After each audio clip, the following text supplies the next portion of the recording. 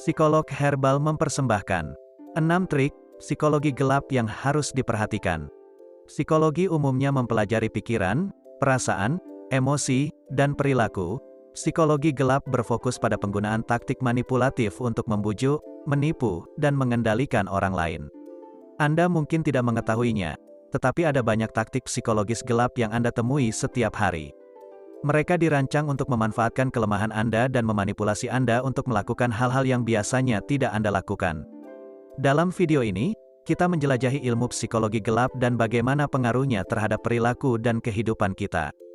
Kami telah melihat beberapa taktik manipulatif paling umum yang digunakan orang untuk memengaruhi dan mengendalikan orang lain, untuk membantu Anda mengetahui saat seseorang menggunakannya pada Anda. Nomor 1. Psikologi terbalik atau reverse psychology. Psikologi terbalik dapat menjadi alat yang ampuh untuk membuat orang melakukan hal-hal yang tidak ingin mereka lakukan, atau bahkan hal-hal yang mereka tahu seharusnya tidak mereka lakukan. Menemukan psikologi terbalik dalam tindakan tidak selalu mudah. Ketika seseorang mengatakan sesuatu yang tampaknya bertentangan dengan niat mereka yang sebenarnya. Orang tersebut bahkan mungkin mengatakannya dengan nada yang sangat serius, seolah mengatakan bahwa dia tidak benar-benar berusaha membuat Anda melakukan apa yang dia ingin Anda lakukan. Teknik ini digunakan dalam banyak situasi, tetapi paling umum dalam mengasuh anak, di mana orang tua menggunakan psikologi terbalik sebagai bagian dari proses pendisiplinan mereka. Ini juga digunakan oleh guru dan administrator yang ingin siswa atau staf mereka tampil lebih baik. Nomor 2. Love bombing. Love bombing adalah taktik manipulatif di mana satu orang memberikan kasih sayang dan perhatian kepada orang lain untuk membuat mereka melakukan apa yang mereka inginkan. Ketika seseorang suka melakukan love bombing, mereka menggunakan taktik ini untuk membuat orang lain bergantung secara emosional pada mereka. Akibatnya, korban merasa berhutang budi dan kecil kemungkinannya untuk mempertanyakan motif atau perilaku si manipulator di kemudian hari. Ini paling sering digunakan dalam hubungan romantis dan persahabatan, tetapi juga dapat terjadi dalam situasi apapun di mana seseorang merasa membutuhkan orang lain untuk membuatnya bahagia atau merasa puas tentang diri sendiri. Sangat mudah untuk terjebak dalam perhatian semacam ini. Bagaimanapun, kita semua ingin orang memperhatikan kita. Tapi itu bisa berbahaya dalam jangka panjang.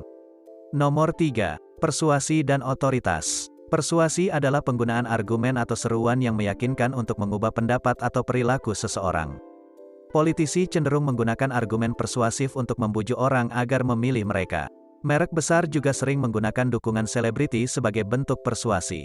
Dengan bekerja sama dengan selebriti terkenal, sebuah perusahaan dapat menciptakan rasa kepercayaan dan kredibilitas pada produknya. Citra publik selebriti juga menciptakan rasa keingintahuan dan eksklusivitas, membuat orang lebih cenderung membeli produk. Otoritas, di sisi lain, melibatkan penggunaan posisi kekuasaan atau pengaruh untuk memanipulasi seseorang agar melakukan sesuatu.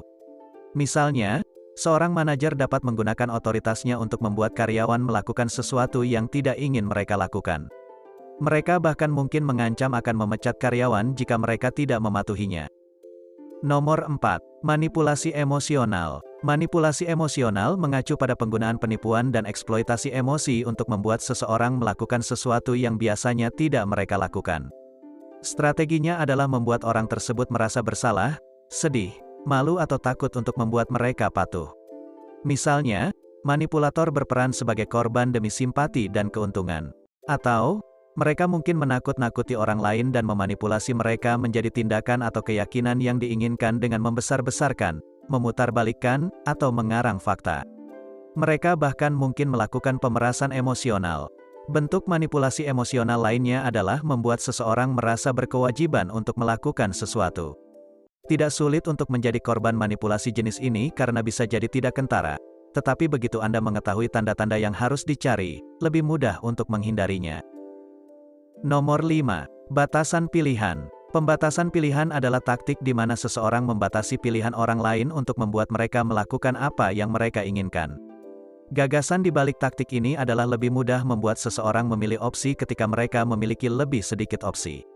Misalnya, penjual hanya dapat menawarkan 2 pilihan mobil yang sesuai dengan anggaran dan kebutuhan Anda. Dengan cara ini, mereka akan memudahkan Anda untuk memutuskan, tanpa membuat Anda kewalahan. Katakanlah, 6 opsi untuk dipilih. Dalam situasi lain, Taktik manipulasi ini bisa lebih berbahaya, seperti menahan informasi atau sumber daya untuk membatasi kemampuan seseorang membuat keputusan. Atau bahkan mengatur situasi di mana seseorang harus memilih di antara dua pilihan yang sama-sama tidak menarik. Penting untuk mengenali taktik ini karena dapat digunakan dalam berbagai situasi dan oleh orang-orang yang belum tentu dianggap manipulatif. Nomor 6. Gaslighting. Gaslighting adalah taktik manipulasi di mana seseorang membuat Anda untuk mempertanyakan kewarasan atau kenyataan Anda. Ini sering digunakan untuk membuat Anda meragukan pikiran, perasaan, atau ingatan Anda sendiri untuk membuat Anda lebih rentan terhadap keinginan manipulator. Ini dapat terjadi dalam banyak situasi berbeda. Misalnya, ini dapat digunakan oleh pasangan yang kasar yang mencoba meyakinkan pasangannya bahwa pikiran dan perasaannya tidak benar. Itu juga bisa terjadi dalam organisasi, ketika tindakan atasan mereka menyebabkan karyawan mempertanyakan apakah mereka diperlakukan dengan adil. Gaslighting bisa terang-terangan atau halus. Itu tergantung pada gaya manipulator dan kemampuan korban untuk memahami apa yang sedang terjadi. Psikologi gelap adalah alat yang ampuh yang dapat mengelabui seseorang untuk mengendalikan Anda jika Anda tidak berhati-hati. Mengetahui taktik apa yang harus diwaspadai akan membantu Anda lebih memahami perasaan dan perilaku Anda sendiri dan membantu Anda membuat keputusan yang tepat. Bagaimana menurut Anda? Pernahkah Anda menemukan trik psikologis gelap ini? Bagikan pemikiran dan komentar Anda di bawah ini. Jika menurut Anda video ini bermanfaat, silakan beri jempol dan bagikan ke teman-teman Anda agar kami dapat terus melakukannya. Untuk lebih banyak video seperti ini, klik tombol berlangganan dan jangan lupa untuk menekan bel notifikasi. Jangan lupa tonton juga video kami yang lain. Terima kasih telah menonton.